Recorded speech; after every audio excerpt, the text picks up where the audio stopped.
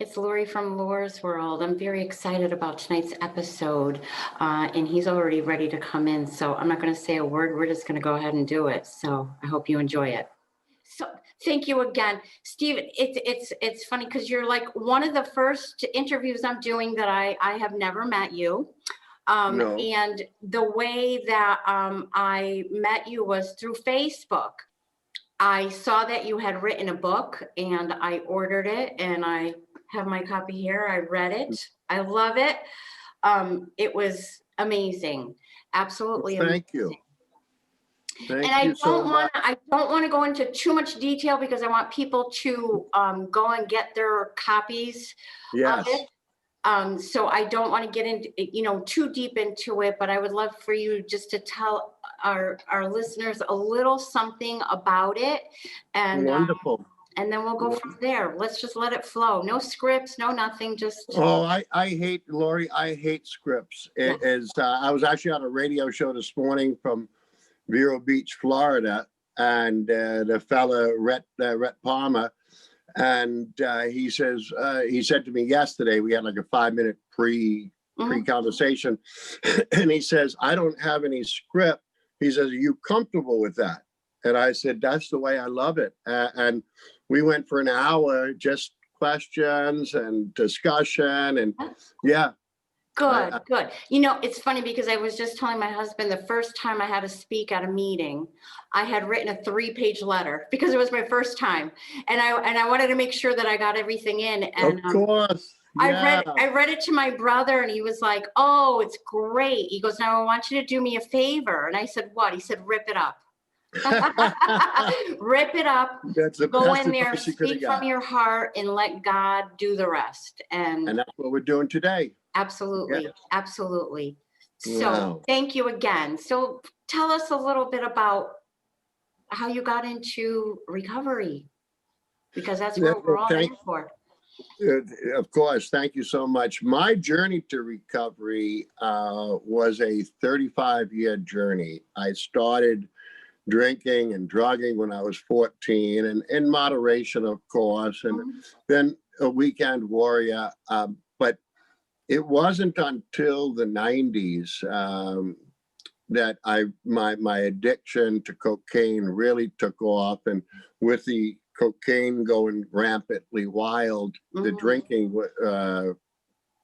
grew and grew and grew, and so much so that yes, and the last 3 years of the decade of the 90s were just abomination. It was just crazy stuff. Drinking and drugging, stealing money, taking hostages, doing everything, manipulation, lying and everything. And through the grace of God, in November of 2000, there was an intervention, a day of infamy for me, November 29, 2000. There was an intervention, and they said, Stephen, you have a serious problem. You need to go away. And as I look back on that journey from 1969, 1970 up until 2000, I was born an alcoholic, and there was no doubt about it. I come from alcoholic father, alcoholic grandfather, alcoholic grandmother, and so for me, it was that journey, and thank God somebody saw me acting irregular, so to speak, and they had the intervention. Yes, awesome. And it's been the greatest journey in recovery.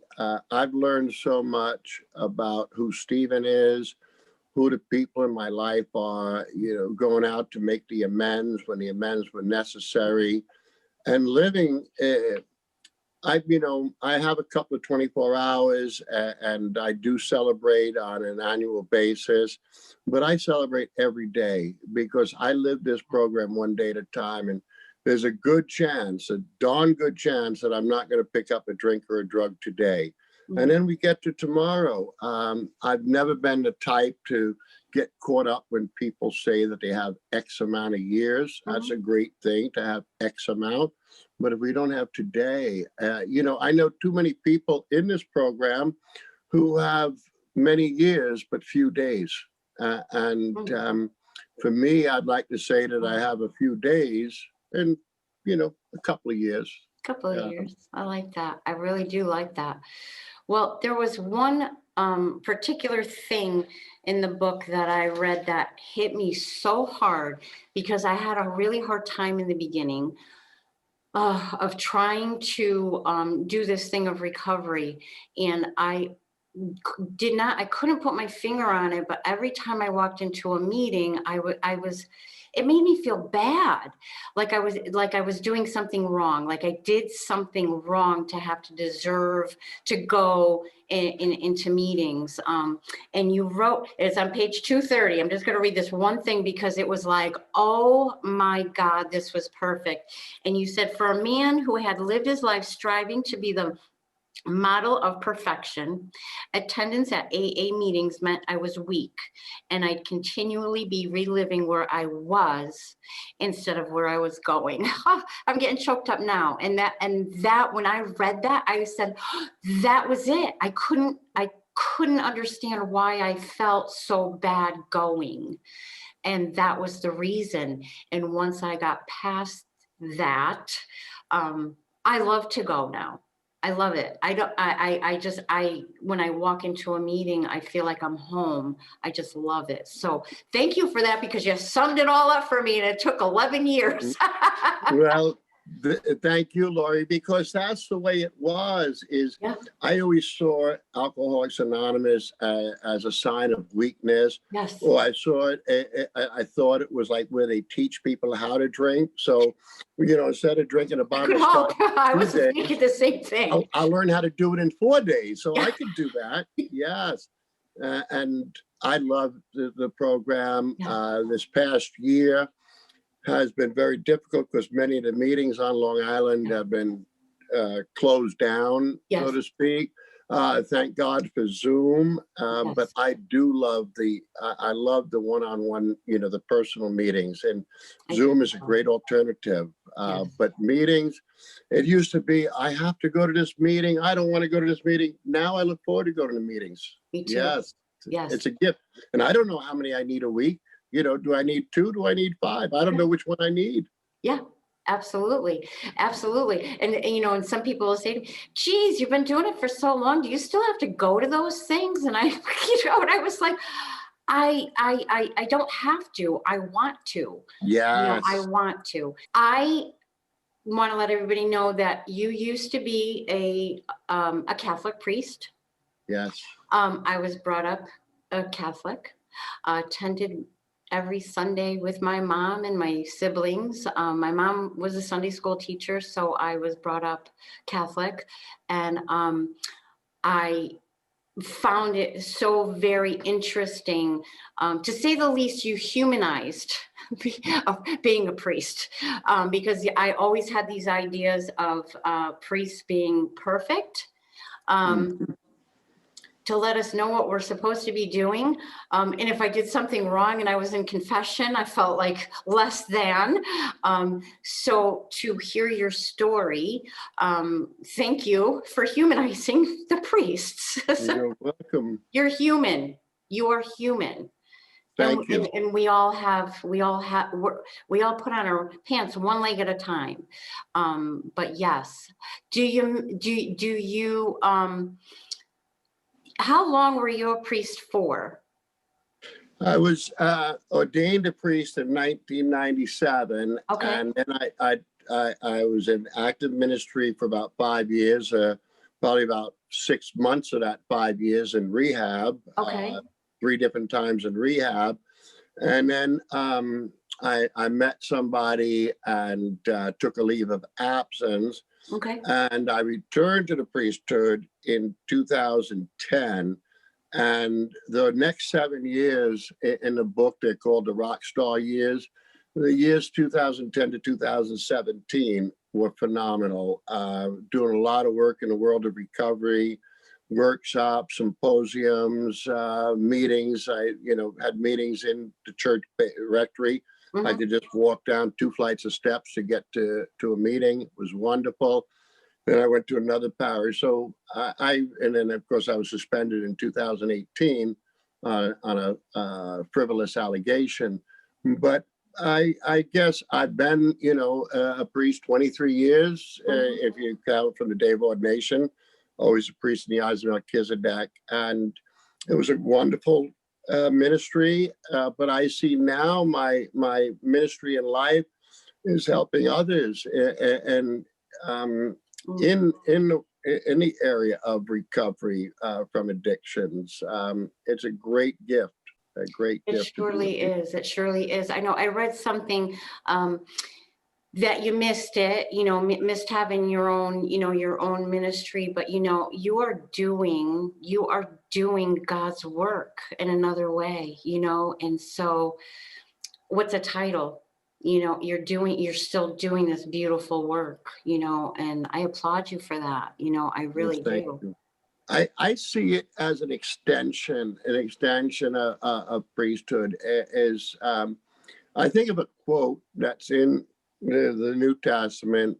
St. Paul, he writes, and he tells the people of Galatia, the Galatians, but the people of Galatia, he says to them that it's our greatest weakness will become our greatest strength. And when I look back on my addiction, it was a weakness. I wrote that down. That down. Wow. It's highlighted. I love that. Okay. And today it is my greatest strength because I have walked the walk of addiction, alcoholism. And now, because of walking the walk, I can talk the talk. But I think it's a lot more than talking the talk, because it's getting other people, helping other people. It's all about service. And my strength today is the fact that I was a drug addict. I am a drug addict. I haven't used in many years, but I still, I have that core inside of me. Mm-hmm. The other thing too, I wanted just to touch base on just a little bit was, I know there was something that was on your page that, that you feel like you walk a fine line trying to get the word out and, in selling a book. And I know that you caught a little bit of backlash from one or two people. And, yes. I was just like, wow. But I too, I was 2 years sober and I wanted to do a little book myself. And it was just daily, every single day. I had picked friends who, whatever their sobriety date was, what their favorite quote was or their favorite passage. And I was going to put it all together. And a girl walked up to me and she was like, how dare you try to, capitalize on this? And, and it was like, oh my God, and I said, well, maybe I'll just give it away for free. I got really nervous, but I thought about it over the years and it's like, Bill Wilson was not anonymous, and he wrote the greatest book that we have, the greatest tool that we have, Alcoholics Anonymous. And yes, he did make money from it. But if I did not have these books to read, yours, the big book, As Bill Sees It, whatever they are, I love to read people's stories. This is how I see something that I've never seen before, and it helps to keep me sober. So I hope that you don't let too many of, that thing get in your head too much, because this book is wonderful. I've learned a lot from it. I loved it. And I hope I'm going to put a link up so that people can go out and buy it if they so choose, And so I hope that you didn't let that deter you too much. That's a wonderful question, or a wonderful concept, because when I read a post from somebody who said that you have 18 years sobriety and you're breaking your anonymity, and the way that I interpret anonymity is the fact that I'm not going to say that I saw Tom, Dick, Harry, or whoever at a meeting, but if I want to say about my addiction and my thing, there are people in Huntington, New York, who are alive today because I had the courage 5, 6, 7 years ago to say that I was in a 12-step program. And these individuals came to me, were referred to me, and going to meetings today and are alive, who are on a dead-end road. Yeah. So if I was private about my participation in 12 steps, we could have 2 or 3 more people not with us. Absolutely. Absolutely. And, You know, I saw this quote. I love quotes. Anybody that knows me knows that I love quotes. But I okay. did see this quote that said, you know, I recover loudly for the people who suffer silently. So Yeah. I choose to say, you know, I never did. I was always, I was embarrassed, or I was more ashamed of what I had done instead of, it wasn't who I was, you know, it's just things that I had done. And once I started talking about it, even at work, there's you know, some people will come in and they'll say something, and I'll get a little inkling that they might be struggling, and you know, and I'll say, you know, not come right out and ask them, because I could see that they're a little, but I'll say, oh, you know, I'm in recovery for, you know, 8, 9, 10, 11 years, whatever. And so it's 11 for me now, but, Great. and so they'll say, really? And I have, made connections, and they've asked me questions, and asked me to, if I would go to a meeting with them. So, you know, whether it lasts or not, I'm proud. I'm very proud of the fact that I'm in recovery. And if I could help one person, then I want to do that. So That is service in a nutshell. yeah. You know, one person is that's my goal or my aspiration every morning. If I could help one person, if that person's in recovery, all the better. But it could be just helping somebody outside the supermarket, you know, to help them with their groceries or whatever. Absolutely. But in the world of recovery, maybe it's something I say at a meeting, maybe it's something my presence at a meeting may do something, and it's a great life. A great life. I love that. I really felt a connection. I loved the book. And when I asked you if you would do a little interview with me, you said you would love to pay it forward. And I'll forever grateful for that. Forever. I thank you. Thank you. Thank you so much for having me, Lori. Thank you so much, Stephen. And continue to live your life one day at a time. Always. You're an inspiration to me. Thank you very much. You're welcome. We'll see you soon. Thank you. Thank you so much. Have Very a good, great Lori. God evening. bless. It was a Thank you. pleasure.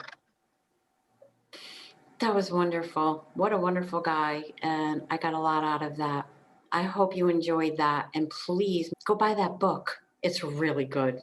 Really, really good. You will not be sorry. It's called A Saint and a Sinner, The Rise and Fall of a Beloved Catholic Priest. And I got it through Amazon. So thank you, Stephen. Thank you, Diane.